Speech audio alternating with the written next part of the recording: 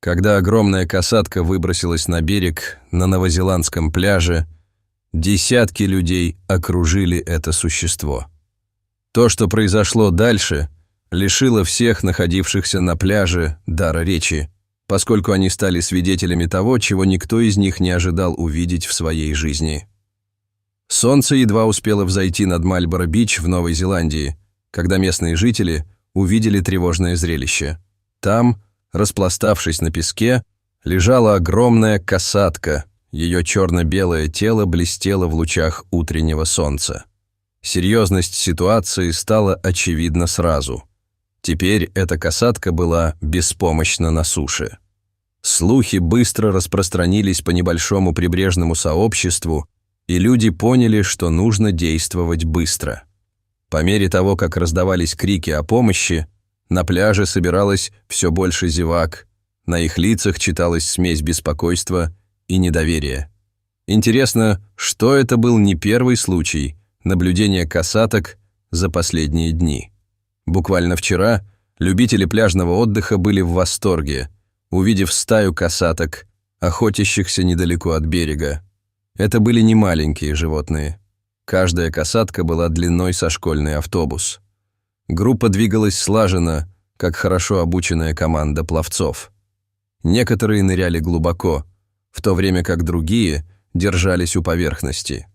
Вероятно, они охотились за рыбой, подплывая к берегу. Люди останавливались, чтобы понаблюдать за ними. Дети показывали на воду, когда касатки демонстрировали свои навыки плавания. Касатки оставались у берега несколько часов, а когда солнце село, они уплыли обратно на более глубокую воду. Посетители пляжа разошлись по домам, думая, что увидели нечто особенное. Никто не мог предположить, что на следующий день одна из этих касаток будет бороться за выживание на пляже. Местное сообщество быстро привязалось к выброшенной на берег касатке и назвало ее Люси. Это было не просто морское животное. Касатки – одни из самых умных животных на Земле. Их мозг большой и сложный, как у дельфинов и шимпанзе. Они могут решать задачи и запоминать информацию на долгие годы. Касатки – такие хорошие охотники, что ученые называют их морскими волками. Они работают группами, чтобы добывать пищу, и делятся своими приемами с более молодыми собратьями по стае. Известно, что они создают волны, которые сбивают тюленей с ледяных потоков и даже специально выбрасываются на берег, чтобы поймать добычу, но только в тех местах, где, как они знают, можно соскользнуть обратно на глубину. Так как же такое умное животное оказалось на мели? Ответ, вероятно, кроется в сложных прибрежных водах. Когда касатки охотятся, они полностью сосредотачиваются на своей добыче. Люси, возможно, погналась за рыбой на мелководье, не осознавая, как быстро понижается уровень воды. Изменяющиеся приливы могли заманить ее в ловушку, вытолкнув дальше на берег. Даже обладая всем своим интеллектом, касатки не могут читать графики приливов и отливов или предсказать, как смещаются песчаные отмели под воздействием волн. Однако вопрос «как» был более актуальным, чем «что» сейчас. Можно ли спасти Люси? Это огромное животное было создано для плавания в глубоких океанских водах, и оно застряло на суше. В океане касатки – одни из самых сильных животных на Земле. Они могут плавать быстрее олимпийских чемпионов и нырять глубже подводных лодок. Но Люси не могла использовать ни одну из этих способностей на пляже. С наступлением утра положение касатки ухудшалось. Солнце поднялось выше, освещая кожу кита. У касаток темная кожа, которая быстро впитывает тепло.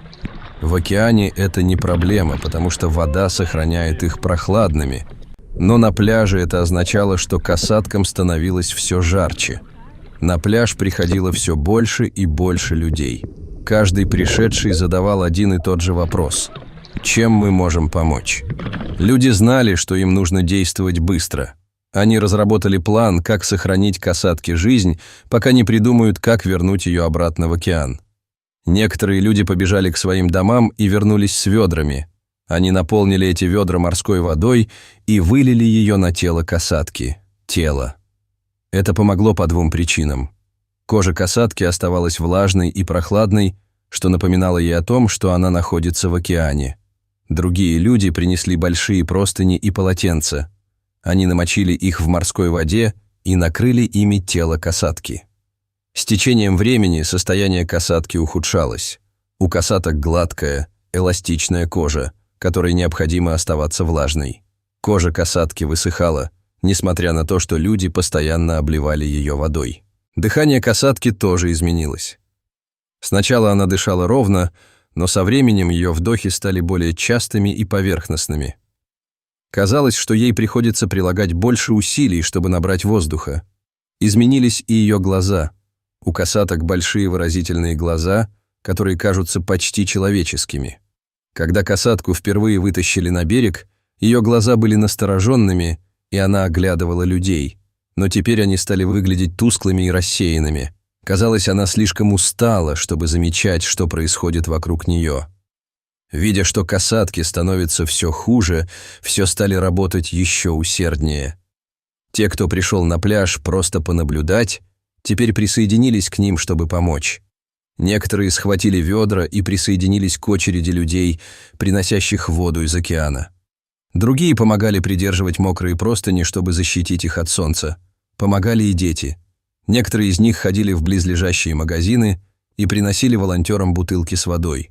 Другие помогали организовать доставку продуктов, следя за тем, чтобы все было легко найти в случае необходимости.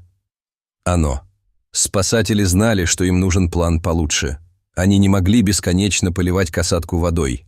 Ей нужно было вернуться в океан, и как можно скорее. Но как они могли переместить что-то настолько тяжелое? Взрослая касатка может весить до 6 тонн. Примерно столько же, сколько весит крупный слон или большой грузовик. Как бы люди ни старались, они не смогли самостоятельно спустить касатку обратно в воду. Казалось, что их первоначальный план сработает. Местная рыбацкая лодка предложила помочь отбуксировать Люси обратно в море. Идея была проста. Прикрепите к лодке веревки, аккуратно оберните их вокруг Люси и оттащите ее на более глубокое место. Капитан лодки был готов, и веревки были на месте. Однако у природы были другие планы, когда они попытались осуществить этот план. В тот день море не было спокойным. Волны продолжали разбиваться о берег, отбрасывая лодку назад каждый раз, когда она пыталась подойти достаточно близко. Капитан катера попробовал 3 разных подхода, но волны каждый раз вынуждали его отступать. Если бы лодка подошла слишком близко к берегу, она также могла бы застрять на песке, что привело бы к 2 проблемам вместо одной. Еще одной проблемой были веревки. Кожа Люси, обычно защищенная водой, была чувствительной. Веревки могли врезаться в нее, как тугая резинка в палец. Даже если бы им удалось правильно расположить лодку, перетягивание могло причинить серьезный вред. Никто не хотел идти на такой риск. После того, как план с лодкой провалился, команда перешла ко второй идее. Кто-то предложил прорыть в песке канал, похожий на небольшую речку, ведущую от Люси к океану.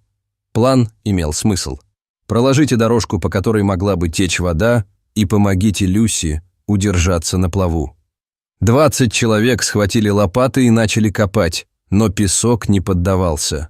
Как только они начали копать, стенки канала обрушились, засыпав его обратно. Это было похоже на попытку вырыть яму на пляже у воды. Песок продолжал сползать обратно в яму. Они пытались расширить канал, но происходило то же самое. Даже на тех участках, где им удавалось сохранить канал открытым, они сталкивались с более серьезной проблемой. Поток воды был недостаточно сильным, чтобы помочь Люси выбраться.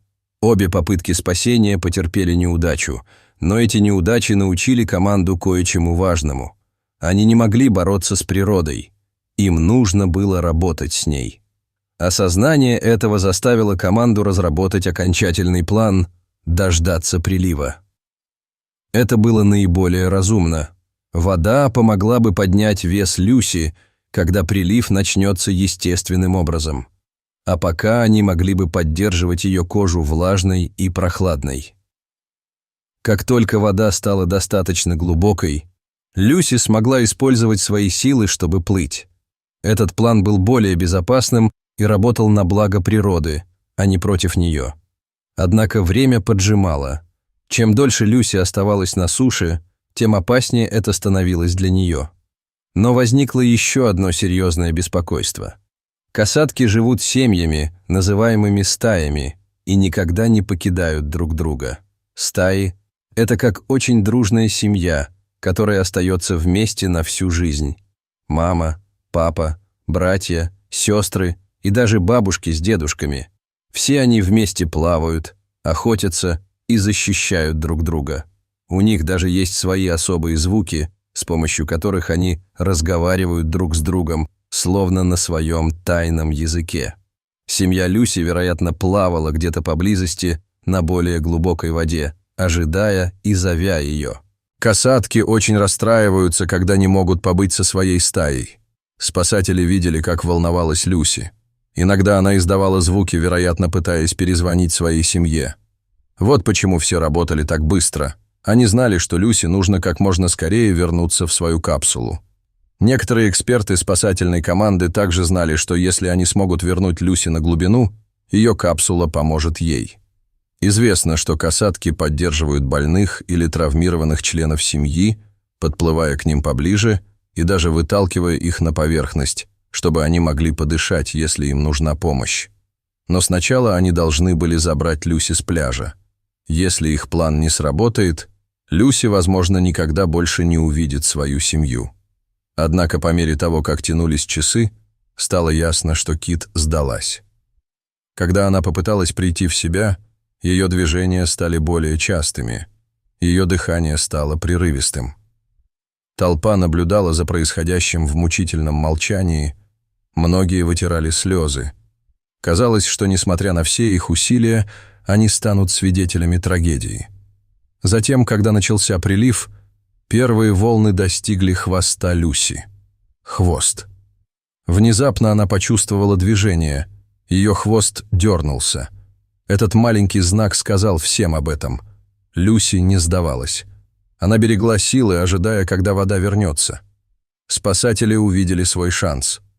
Когда вокруг Люси стало прибывать все больше воды, они начали осторожно раскачивать ее тело.